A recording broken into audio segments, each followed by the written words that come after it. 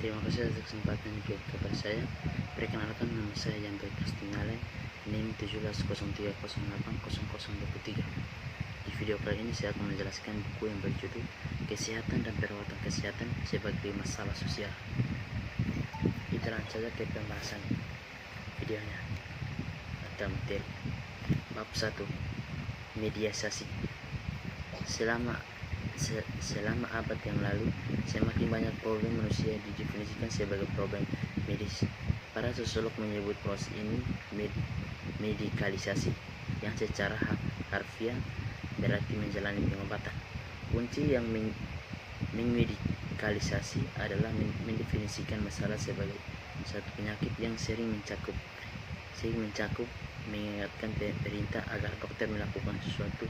Medikalisasi telah terjadi dengan peristiwa-peristiwa kehidupan yang normal seperti kelahiran, kematian, penuaan, menopause, dan bentuk-bentuk penyimpangan seperti kegilaan, kecanduan alkohol, homoseksualitas, obesitas, kecanduan makan, penganiayaan anak, dan kelainan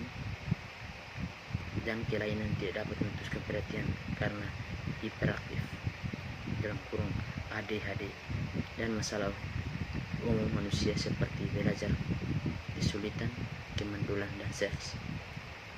Disfungsi bahasa.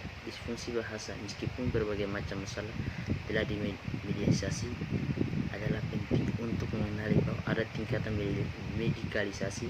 Misalnya, meskipun problem-problem seperti persalinan hampir sepenuhnya diperantarai, problem-problem seperti kecanduan seksual masih diperdebatkan dan paling tidak telah diperantarai secara umum. Banyak analis khawatir dan akan konsekuensi dari medikalisasi dengan memperluas yurisdiksi medis, dan medikalisasi telah meningkatkan fungsi. Contoh sosial pengobatan, artinya pengobatan telah menjadi lebih terlibat secara langsung dengan pengendalian sosial dan penyimpangan dan masalah lain dalam masyarakat. Meskipun partisipasi ini mungkin memiliki beberapa manfaat sosial, seperti memberikan pendekatan yang lebih terapeutik daripada pendekatan menghukum masalah sosial. Beberapa ahli merasa terusik oleh sisi dalam tertentu. Dengan tatapan klinis, medikalisasi dapat mengubah masalah sosial menjadi masalah individu. Dengan tatapan klinis, medikasi dapat mengubah masalah sosial menjadi masalah individu, sering kali menyingkirkan masalah dari konteks sosial mereka.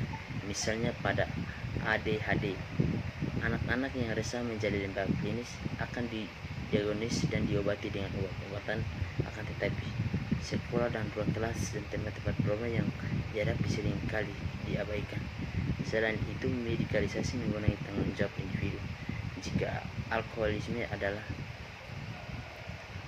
penyakit, maka di bawah julukan yang diperantarai, alkohol tidak dianggap bertanggung jawab atas kebiasaan minum yang menyimpang.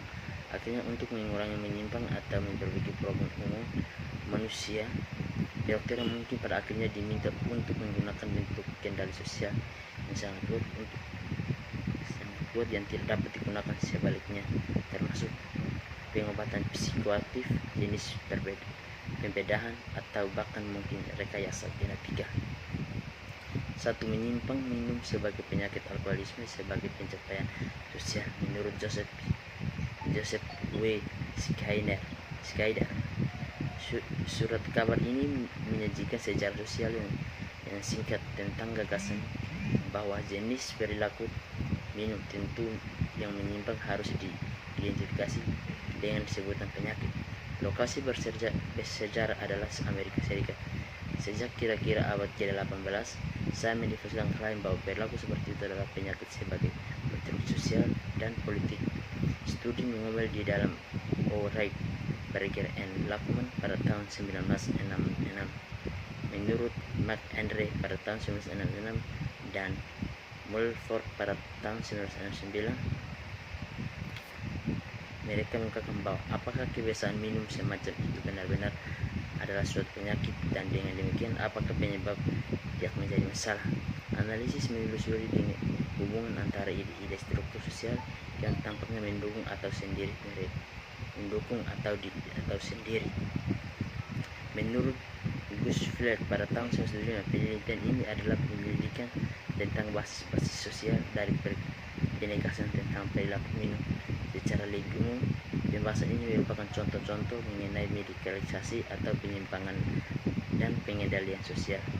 Menurut Briggs pada tahun 1968 dan Fridson pada tahun 1970, menyatakan bahwa dalam suatu bentuk perilaku non-normatif mula-mula digambarkan sebagai dosa, kemudian kejahatan, dan akhirnya suatu penyakit.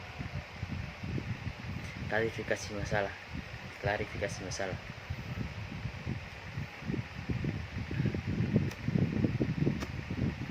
Bagi orang-orang yang mengatasi problem akibat alkohol, perdebatan tentang kecanduan alkohol sebagai suatu penyakit merupakan hal yang membosankan dan akademis. Lagi pula jika seorang bekerja di klinik rumah sakit untuk mengobati kecanduan alkohol, berarti alkoholisme adalah suatu penyakit. Akan tetapi apakah suatu penyakit bergantung pada sebagian besar medis yang menerima definisi itu atau tidak. Menentang penggunaan besar masyarakat medis yang menerima definisi tentang penggunaannya oleh orang-orang di bidang lain. Karena para dokter merupakan profesi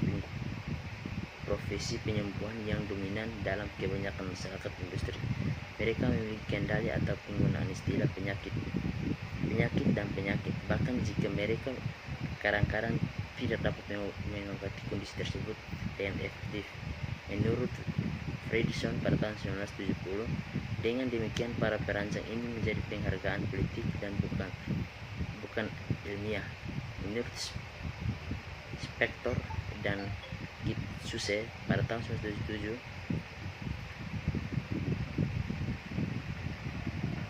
perluasan berkualitas yudiksi medis jelas berpendapat, saya adalah bahwa jika suatu dapat diperlihatkan dalam beberapa cara untuk bekerja dalam tubuh dan pada tingkat yang lebih rendah pikiran, maka itu bisa berlabel sakit atau hukum.